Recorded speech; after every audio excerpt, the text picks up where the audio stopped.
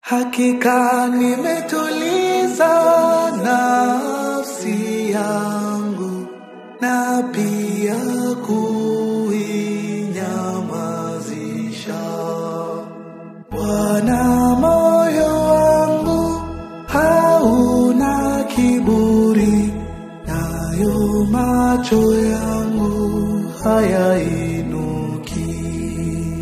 Bwana, moyo wangu hauna kiburi, nayo macho yangu hayainuki.